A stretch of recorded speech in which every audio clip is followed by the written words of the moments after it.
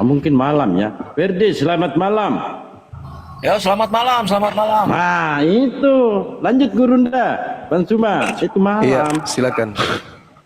Nah, ini saya tanya sama Bang Suma. Ya, ada Iya, pertanyaan Bang. saya sama Bang Suma nih. Silakan, Bang. Iya Bang, ini ya Anissa 116 itu kan itu menyatakan di situ kan dosa musyrik itu adalah yang menduakan Allah, yang mempersekutukan Allah. Ya kan? Saya Iya. Kristen ya. Jadi, nah di Musnah Ahmad 5364 itu kan yang mencium batu itu menghapus dosa sehabis-habisnya. Gimana Gurunda menjawab itu? Silakan. Iya.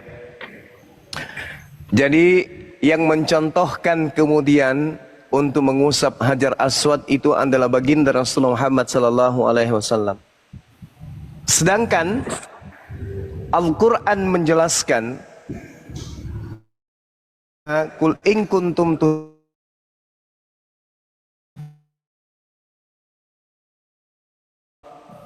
wa yaghfir lakum dzunubakum wallahu ghafurur rahim.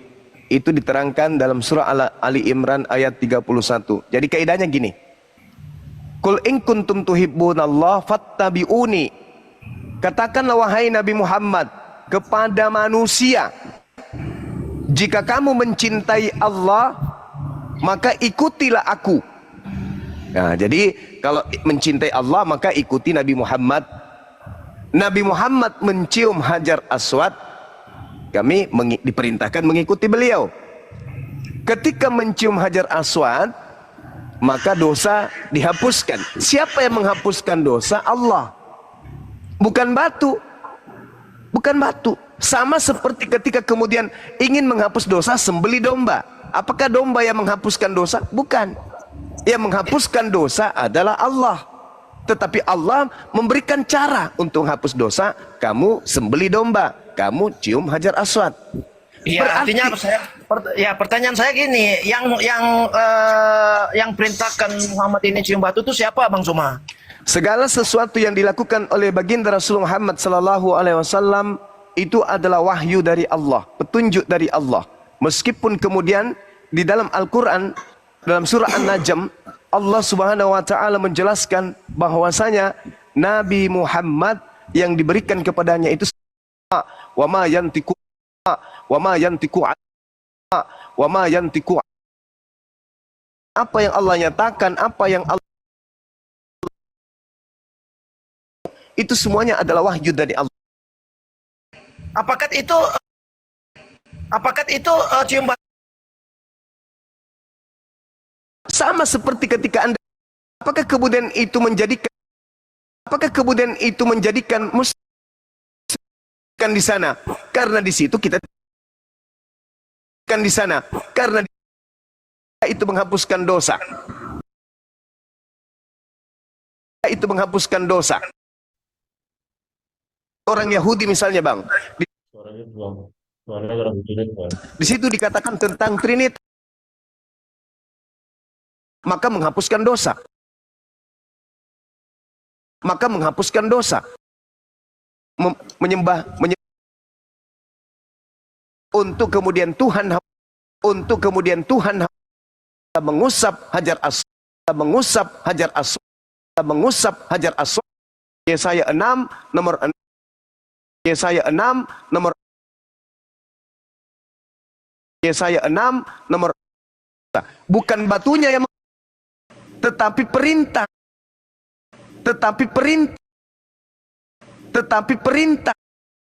ingin berziarah ke sana,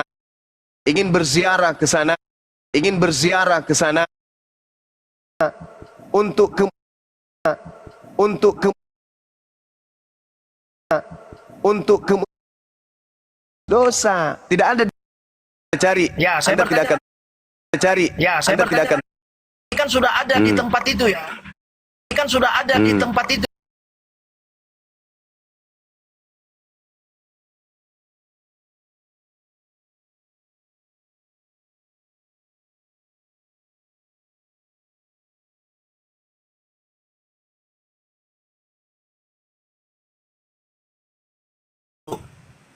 Saya boleh tanya kegunaan batu ini kalau memang sudah ada ya, mereka pakai Ya. untuk apa batu ini dulu?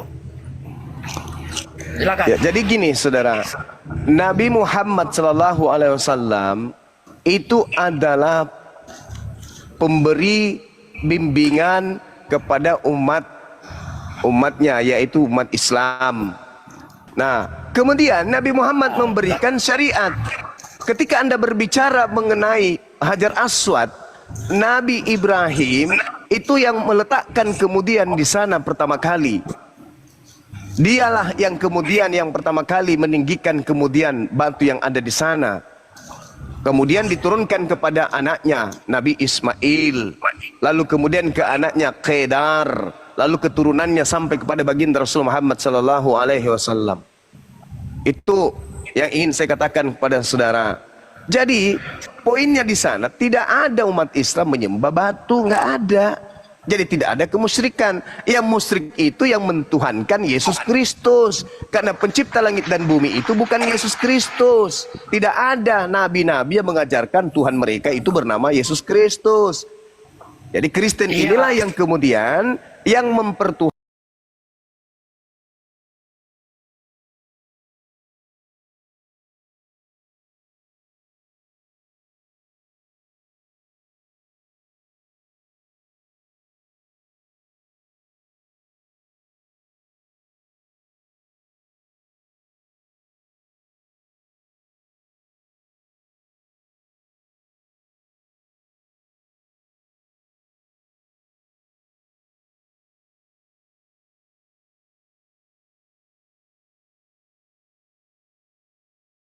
Sampai sekarang yang pasti batu ini ada di lingkaran penyembah Hubal ini.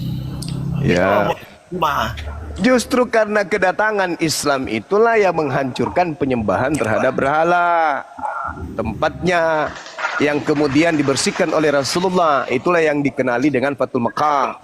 Ketika kemudian datang Nabi Muhammad membersihkan berhala-berhala, lalu ditundukkanlah kemudian orang-orang Quraisy yang ada di sana, lalu batu tugu ini menjadi batu arah ibadah. Dan semua nabi-nabi itu memiliki batu sebagai arah ibadah. Hanya Kristen yang tidak punya batu kecuali ya batunya Yesus yang dijadikan sebagai arah ibadah. Di dalam kitabnya orang Yahudi yang Anda ambil secara tidak sah, di dalam kitab Kejadian 28 nomor 22, di situ berbunyi gini. Dan yang kudirikan sebagai kepadaku akan kepadamu itu sudah padamu yang Kristen ini yang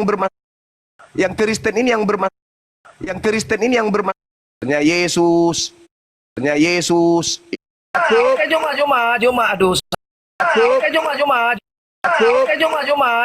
Minta maaf, bos. Minta maaf, Ya. bos. Kenapa Ya, giliran saya batu ketemu, sakarnya ya. Yesus langsung Ya, lari? lanjut ya.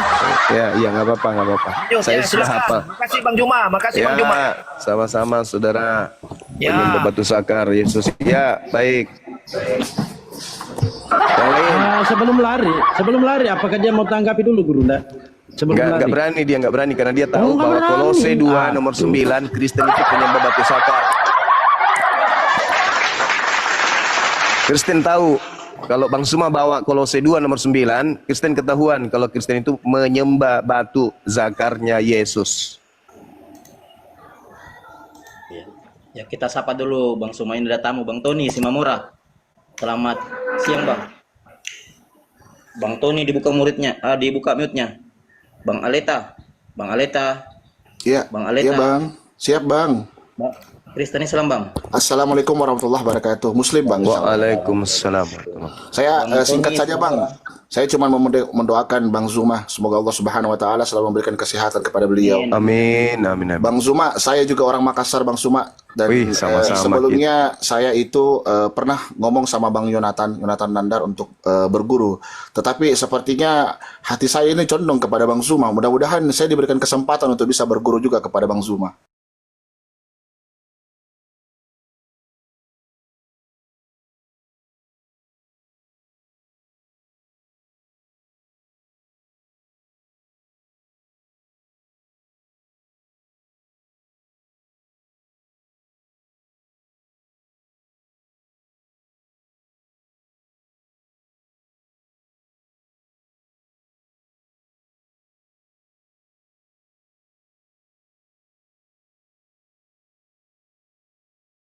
Aduh, Bang Tony, wah turun. Tampaknya Bang Tony naik hanya report saja nih Bang Tony ya. Ya teman-teman Kristen di bawah silakan naik ya. Ya teman-teman tetap layar dikencangin teman-teman ya. Ada laporan dari bawah agak lag nih ya. Dikencangin tetap Ya, layarnya agak lag. biar belum kita kencang. Agak berat Komal ya. Ya, tadi kenapa Bang Ferdi turun ya? Bang Ferdi itu sebelumnya keras juga kalau naik di Komal saya ini debat ya. Keras juga orangnya. Ini malu tadi karena keciduk nyembah batu sakar. Ya, betul. Dia memang narasinya selalu itu, bawa baju batu hitam tuh. Dia lupa Saya kalau pernah dia iya. Kalau di hadis memang ada Bang Ferdi, tapi kalau di Al-Quran tidak ada perintah nyembah batu. Tapi ke dalam Bible kau yang kau yakini kitab suci itu ada perintah memang Tuhan kau dijadikan batu baru disembah. Kan ada rentetan sejarahnya dari kejadian ya. Kejadian Yesaya sampai ke perjanjian baru kan begitu.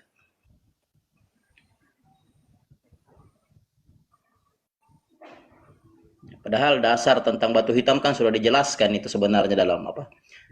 Saya pernah debat di sini dengan pendeta Sapa tempo hari yang dari Pantai Costa. Dia katakan itu apa? Bahwa Islam itu menyembah Ka'bah yang dibuat oleh siapa tuh? Oleh Quraisy katanya. Saya bilang Bang, di ayat Bible Abang banyak itu yang Islam itu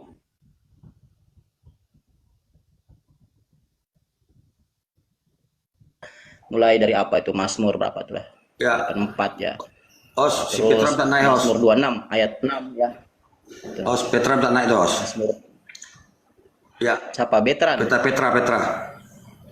Ya. Oh iya. Mereka lupa ya. Yesaya 54:11 itu batu hitam tuh ya. Kalau Iya. kita baca di Injil Maqdis itu ajar hasut tuh. Mereka lupa Yesaya 54:11 tuh. Saya kasih tempo hari ayat Mazmur 5 ayat 7 nubuatan-nubuatannya, terus Mazmur 26 ayat 26 udah pendeta itu enggak bisa jawab lagi. Karena memang apa yang dilakukan Islam sama yang dilakukan Raja Daud tuh. Bahkan letak posisi ya, mata air itu ya. Saya jelaskan tempo hari mata air ya, mulai dari Mazmur 84 itu lembah baka tuh.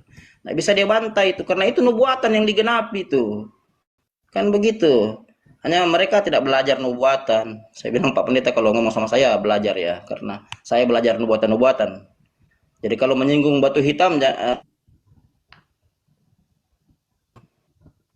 karena peristiwa itu sudah dinubuatkan tentang Hajar Aswad itu sudah jauh-jauh dinubuatkan dalam Bible. Rentetannya kisahnya kan mulai dari kejadian 28 ayat 22. Di sini bukan masalah letak posisi, di sini masalah pengajaran atau status nubuatan itu yang harus digenapi.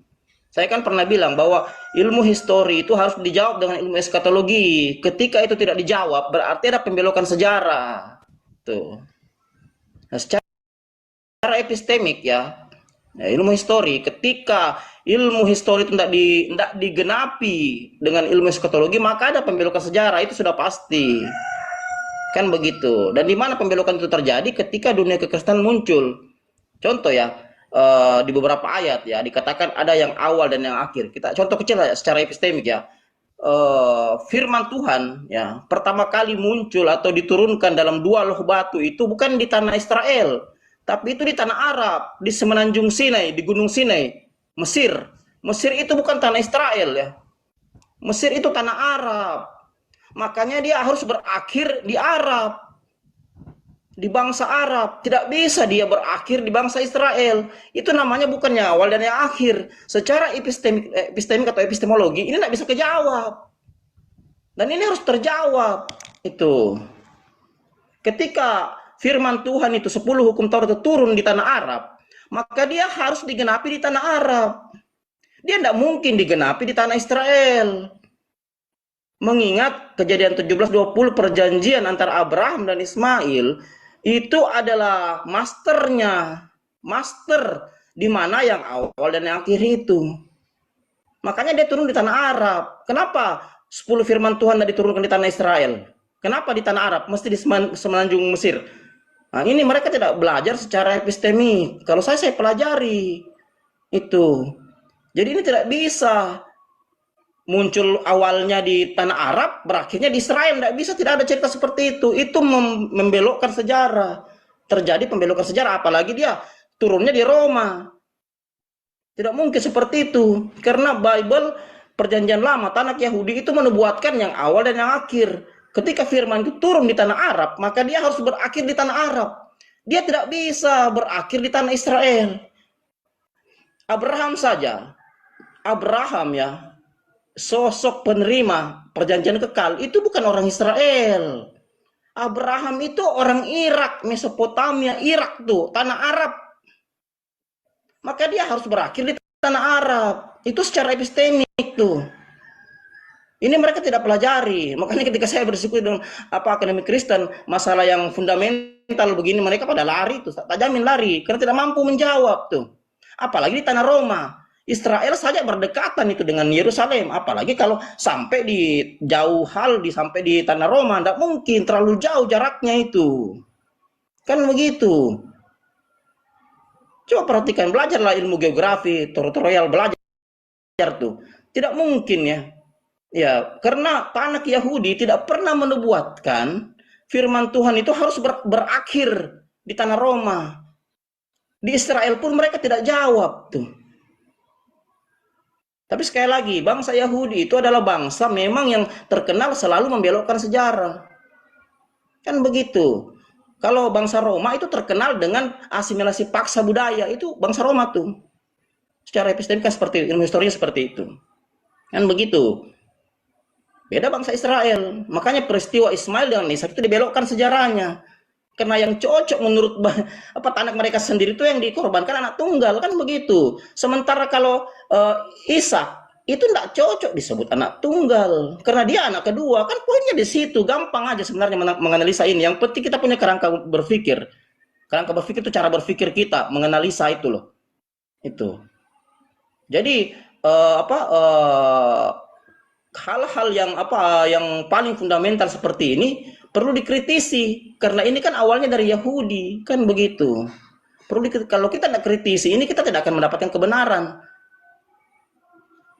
dari hal-hal itu, kan begitu.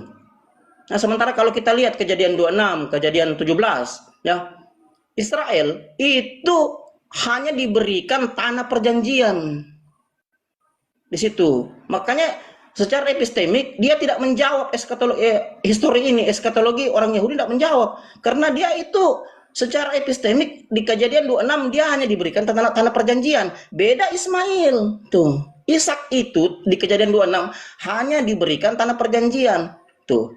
Kalau Ismail perjanjian kekal, ini yang masalah nih itu. Jadi yang awal itu dari tanah Arab, yang akhirnya itu pun harus di tanah Arab. Itulah yang awal dan yang akhir. Secara epistemik itu. Bukan yang awal dia di Arab, akhirnya dia dari Israel, apalagi di Roma, kejauhan di Roma. Siapa bisa pendeta membantah ini? Asal dia belajar epistemik saja. Contohnya dia tidak belajar berdasarkan iman ya, selesai ya. Karena saya belajar Al-Quran, belajar Bible itu bukan dari iman. Saya tidak pakai iman, Bang. Saya pakai akal untuk membedakan itu. Kan begitu. Itu aja poinnya di situ. Jadi gampang aja sebenarnya. Ya, hanya mereka tidak belajar ini. Percuma mereka teriak, akulah yang awal dan yang akhir. Apa itu yang awal dan yang akhir? Kan begitu. Mereka tidak mengerti ini itu. Coba pelajari nubuatan-nubuatan. Kan ada 8.532 nubuatan dalam Bible ya. Menurut buku karangan John Barton Pine ya. Ada 1329 nubuatan perjanjian lama, 578 nubuatan perjanjian baru.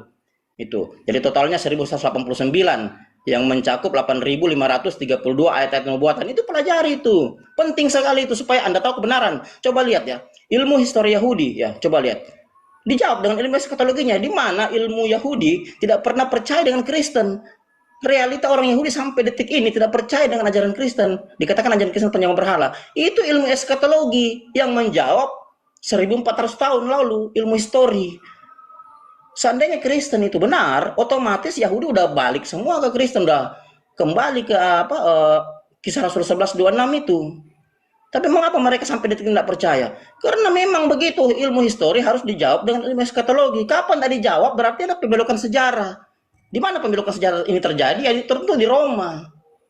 Roma yang membelokkan sejarah karena kultur dan budaya orang Roma itu selalu merampas, mengasimilasi paksa budaya bangsa-bangsa jajahannya. Kebetulan saja waktu di abad ke-1 Isa lahir, ya, itu dijajah oleh bangsa Roma. Israel dijajah bangsa Roma, akibatnya fatal tuh. Coba kita lihat ya, kanonik pertama saja, contoh kecil, kanonik pertama Perjanjian Lama ya. Ya, Dewan Sanhedrin tahun 70 yang diketuai oleh Yohanan bin Zakkai. Ini harus memindahkan kanonisasi Perjanjian Lama ke kota Yamnia. Kenapa dipindahkan? Karena pecah pemberontakan antara Israel ke Roma, berujung tahun 70 itu dihancurkan Bait Suci kedua oleh Jenderal Titus. Nah, makanya Yohanan bin Zakkai selaku pimpinan Dewan Sanhedrin, Dewan Yahudi, memindahkan ini ke kota Yamnia. Khawatir kalau dirampas oleh Roma. Karena Roma itu kerjanya merampas budaya-budaya bangsa sekitarnya. Nah, saya pernah katakan bahwa epistemologi dari Bible itu adalah kumpulan ajaran para dewa. Karena itu budaya Helenistik Roma yang dirangkum menjadi satu, lalu dibentuk dibuat kitab yang namanya Biblos. Kan itu perintah Konstantin kepada Eusebius di abad keempat. Bible abad ke-1 selesai. Mana ada Bible abad ke-1 di zaman Diocletianus? Habis kan? Tidak ada cerita. Mana ada? Siapa yang bisa buktikan Bible abad ke-1 masih ada? Tidak ada. Bible itu kodeks tertuanya berasal dari tahun 325, Sinaiticus dan Vaticanus. Tidak ada kodeks dari abad ke-1. Makanya banyak ayat-ayat yang dimasukkan di situ, ya, dimasukkan sebagai sisipan, ya. Banyak kali di situ ya. Dan itu yang meneliti bukan kita, yang meneliti profesor Protestan sendiri. Profesor Katolik sendiri, kan begitu. Kan ada rentetan sejarahnya itu. Itu yang perlu kita pahami bersama saudara. Jadi ketika kita mengkaji satu narasi dalam kitab suci apapun itu, Weda, Tripitaka, Al-Qur'an, Bible yang dikatakan kitab suci, tolong perhatikan. Ilmu histori itu harus dijawab dengan ilmu psikologi. Kapan tidak dijawab itu berarti ada pembelokan sejarah. Pelajari secara epistemik, pelajari secara ilmu histori. Kenapa pembelokan sejarah itu terjadi? Kan begitu. Itu poinnya itu. Ya. Nah, sedikit dari saya supaya teman-teman Kristen ini buka otak ya, buka otak. Jangan menggunakan iman, pakai akal Anda untuk menalar ini ya. Tentu menggunakan guter sening ya. Penalaran yang baik gitu. Pelajari nubuatan-nubuatan secara holistik atau keseluruhan gitu Bible Anda supaya Anda mengerti bahwa telah terjadi asimilasi paksa besar-besaran ya yang dilakukan Roma ya kepada bangsa Israel, kepada kekristenan dengan melakukan genosida, segala macam pembantian, pembunuhan, lalu mengambil budaya Kristen itu sendiri. Dari hasilnya itu keluarlah delik Milano. Itu yang Anda perlu pelajari ya, supaya jangan terkungkung dengan doktrin dan dogma yang selama ini kalian tanam tuh, diajari secara turun-temurun tuh. Itu yang perlu itu.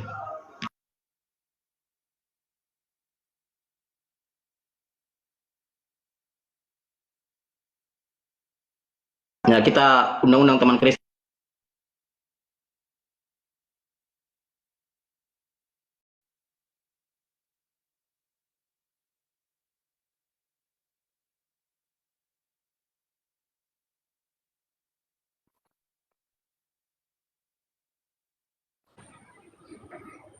Nah gitu dong. Selamat siang Bang Juma. Bang Juma, selamat siang. Iya, selamatkan siang. Gimana Ya. Saudara Petra? Boleh tanya Bang Juma? Bertanya, silakan. Nabi Allah itu ada berapa? Nabi banyak, utusan Allah itu banyak. Ada berapa? Banyak. Ya banyaknya ada berapa? 4.400.700.400.500.20.100. Kenapa? Datanya mana? Datanya ada di majalah Tempo. Oh, majalah Tempo, bukan di Al-Quran. Nggak ada dia. Bukan di Al-Quran. Nggak ada. Berarti Kalau kami Tuhan berbicara bukan di Al-Quran. Kalau Tuhan Iya. ada berapa, Petra? Tuhan itu ada berapa? Hah? Jawab dulu. Ya sudah ku Di jawab. antara nabi itu Sekarang yang kamu saya tanya, katakan tadi Tuhan 4 juta, itu ada 400, berapa? Nah, Tuhan itu jawab ada dulu. berapa, Yang Petra? kamu katakan kan Nabi itu kan ada 4 juta. Di Ada antara 4 juta 500 itu juta. yang mengawini bocil siapa? Apa? Di antara nabi itu yang berjuta-juta itu siapa yang mengawini bocil? Ada Yesus. Siapa? Yesus.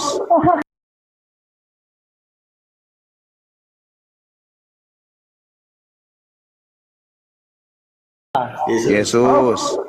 Datanya mana? Datanya mana? Datanya berapa banyak? Kan Yesus yang Tuhan kan? Dia minta jatah Datanya perawan. mana?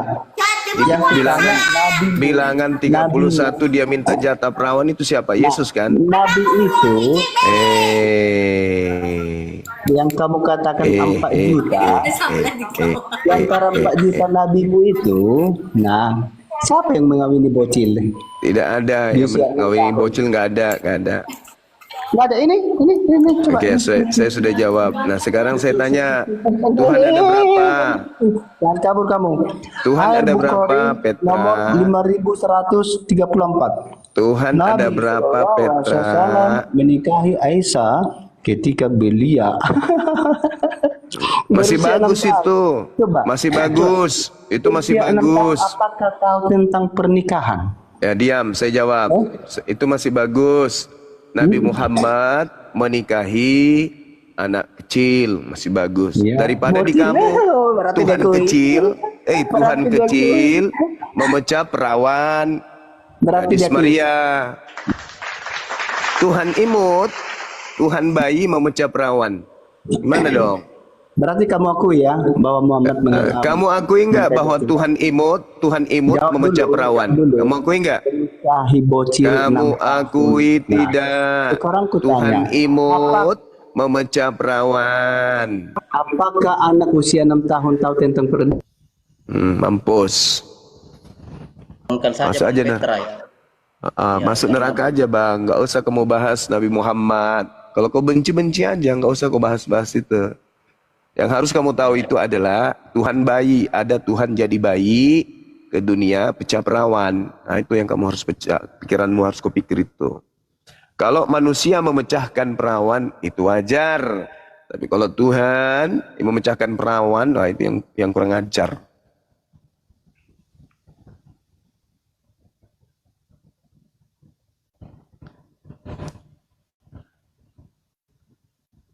Bang Cornelo Alvarez, selamat siang Bang.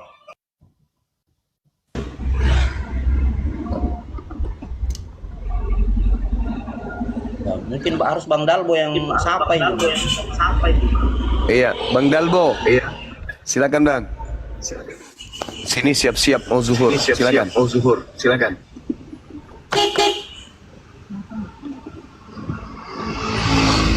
Dalbo disapa ini. Bang Danilo Alvarez, selamat siang. Selamat siang. Iya, selamat siang. Ya, Kristen Bang. Apakah suara saya bisa didengar dengan jelas atau tidak?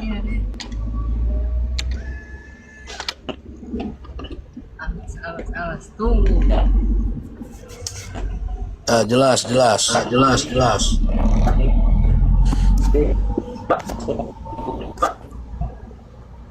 Kanelo, Islam Kristen bang, Kanelo. Anda noise pula nih, Kanelo.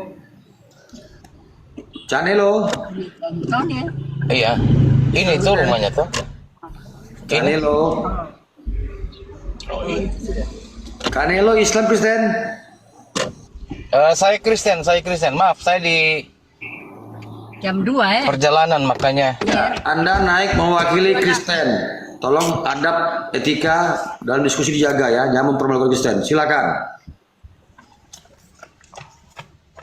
Ya, ini saya mau tanya kepada Bang Juma.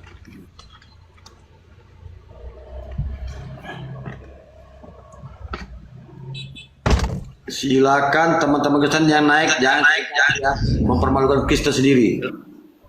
Silakan Bang Cornelo. Tapi Bang Juma ini persiapan duhur ya. Kalau Bang Suma ndak vakum sebentar atau mungkin tidak bisa menjawab karena beliau tidak ada di tempat ya. Karena beliau masuk ya. Di sini posisi masuk sholat duhur Bang. Ya. Mungkin teman yang lain bisa jawab. Ya, silakan Bang Cornelo. Apa pertanyaannya? Silakan. Oke, baik. Saya ingin tanya. Sekarang ini kan bulan puasa. sehingga teman-teman dari Muslim itu menahan diri dari godaan dan hawa nafsu. Nah, apakah dalam diskusi seperti begini terus pengucapan-pengucapan yang bernada merendahkan itu dapat disebut perbuatan yang tidak membatalkan puasa ya? Bang Mutawaras, lanjut ngomong dulu Bang ya, sebentar ya, izin parkun dulu ya Bang, Makassar masuk duhur. Iya.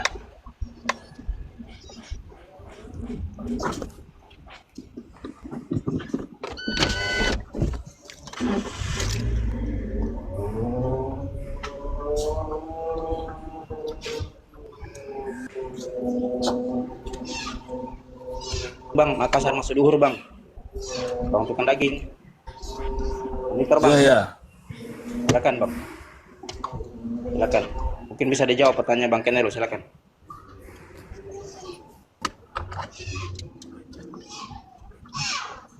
Apa ya? Yang membatalkan puasa?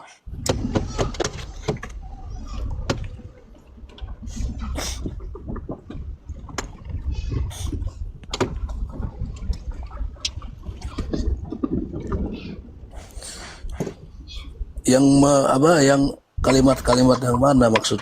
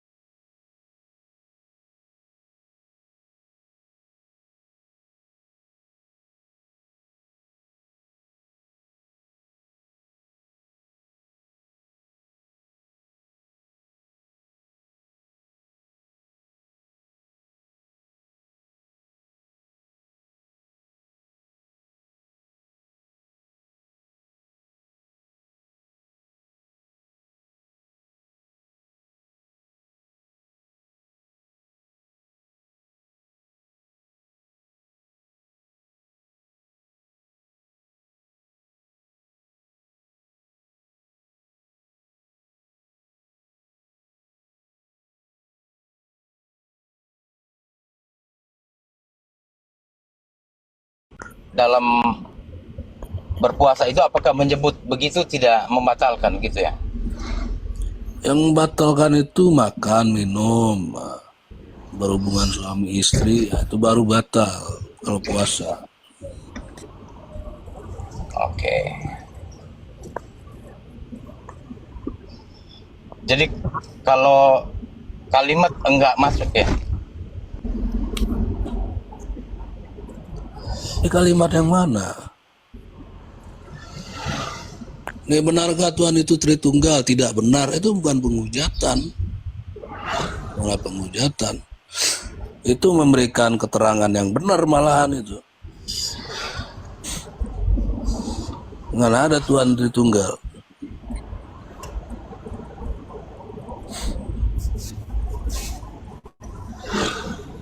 Oke ya, sudahlah. Lupakan saja pertanyaan itu, sudah kita lewat saja. Iya. Ada beberapa kali kemudian baginda Rasulullah Muhammad SAW memimpin perang, bahkan pada saat bulan suci Ramadan. Jadi membasmi hama, kekufuran, kekafiran, membasmi orang-orang fasik dalam hal ideologi, itu adalah amal di dalam Islam. Ketika menyadarkan orang-orang zalim, mengajarkan boneng datanya. Iya, perintah daripada Allah itu jelas sekali bahwasanya kenapa Allahmu itu jadi germo yang menyediakan 72 lonte-lonte itu apa? Nah, ini yang kayak begini nih. Jadi kalau saya sampaikan kemudian dengan cara tegas berdasarkan Al-Qur'anul Karim, illal ladzina zalamu minhum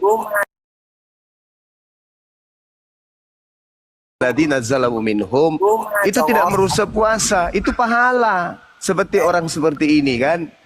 Nah, orang kayak begini. Terus Anda datang bertanya, apakah itu merusak puasa? Tidak.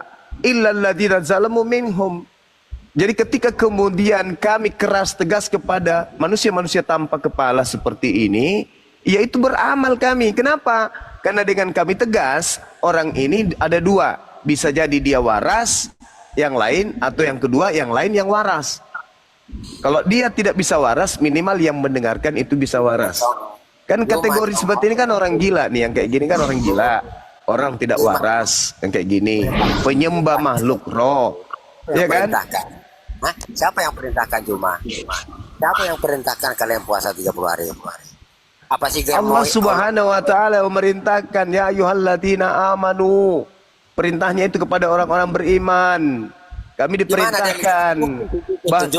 Bahkan kemudian Yesus pun mengajarkan pengikutnya untuk berpuasa. Ayo. Kalau nanya kamu diem dong, kalau dijawab jangan cuma terus gitu loh. Perintahnya kami itu untuk berpuasa jelas, dan contoh puasa itu sudah dicontohkan oleh Nabi Muhammad. Nabi Muhammad hidup di tengah-tengah kaumnya, kemudian ke tengah-tengah umatnya berpuasa sebulan penuh. Itu adalah tradisi kami, itu adalah ajaran kami. Nah, Yesus berpuasa 40 hari 40 malam, kenapa kamu nggak ikutin? Kenapa? Karena kamu bukan pengikut Yesus yang anak Maria. Kamu pengikut Yesus yang adalah setan, iblis. Mari kita buktikan. Mari kita buktikan. Adakah puasa bagi setan? Tidak ada. Adakah puasa bagi Kristen? Tak ada. Adakah setan itu bersunat? Tak ada. Adakah sunat bagi Kristen? Tak ada. Adakah kemudian iblis mengajarkan menyembah dirinya? Ada. Iblis menginginkan dirinya dituhankan. Ada nggak kemudian iblis itu memahami bahwa Tuhan itu adalah Tuhan satu-satunya yang harus disembah? Ada. Lalu adakah kemudian iblis itu menginginkan dirinya disembah? Ada. Yesus pun diminta oleh iblis untuk menyembah iblis. Nah, Yesus mengajarkan kemudian kepada Bani Israel agar waspada kepada penyesat yang bernama Yesus Kristus. Orang Kristen ini, mana dalilnya? Matius 24 nomor 4 nomor 5. Baca. Baca dalilnya. Baca. Kalau Allah SWT jelas-jelas menyesatkan umat. Nah, kalau ada di dalam 2 Tesalonika 2 nomor 11. Tuhan yang Oke, saya baca. Oke, saya bacakan. Oke. Lipi kamu sama lepas gigimu nanti yang congor itu. Jangan kayak gitu kali. Jangan kayak gitu kali. Kamu masih hidup di Indonesia loh. Jangan lari kamu. Oke, kita baca Tesalonika. Buktikan gimana Yesus penyesat. Oke. Oke, baik. Bacakan 2 Tesalonika 11. Saya baca ya. Saya baca ya, wahai penyembah Kristus penyesat. Baca. Ngerti nggak kamu diskusi? Dan itulah sebabnya Theos mendatangkan kesesatan atas mereka, kepada mereka, yang menyebabkan mereka percaya akan dusta. Nah, tuh buktinya bahwa Theos mendatangkan kesesatan. Kemudian Yesus berkata di dalam sabdanya, waspadalah kepada penyesat yang mengakui Yesus dan berkata, akulah Kristus. Kristus itu adalah gelar penyesat. Nah, sedangkan Kristen ini adalah pengikut Kristus. Kristus yang mana yang Kristen ikuti? Kristus yang tidak bersunat. Makanya Kristen tidak bersunat. Siapa yang tidak bersunat antara iblis dan Yesus? Yesus bersunat, iblis tidak bersunat. Berarti Kristen ini adalah pengikut iblis. Itu. Kutanya dulu samamu. Apakah kemudian setan itu bersunat? Tidak. Apakah Kristen bersunat? Tidak. Apakah Yesus bersunat? Bersunat. Berarti Kristen ini pengikut iblis. Kan gitu. Iya kan? Iya dong. Iya dong. Contek kitab. Apa gelar penyesat menurut Yesus? Gelarnya adalah Kristus. Siapa pengikut Kristus? Kristen. Berarti Kristen pengikut kalian tugas iblis. Kan gitu. Jangan emosi, santai, santai. Santai. Jangan emosi, jangan emosi. Jangan emosi. Apa Luten? Menyediakan wanita Jangan- penghibur itu siapa? Jangan emosi, santai, jangan emosi, Yang santai. menyediakan wanita penghibur itu siapa? Itu namanya apa? Santai. Di dalam Matius 19 nomor 29, pengikut Yesus disiapkan 100 istri. Itu ciptaan atau memang Bicara sendiri dia, sudah mulai gila dia. Sudah mulai gila teman-teman. dia bidadari itu dari mana? Sudah mulai gila. Yesus menjanjikan 100 istri bagi pengikutnya nanti di surga. Tertulis di Matius 19 nomor 29.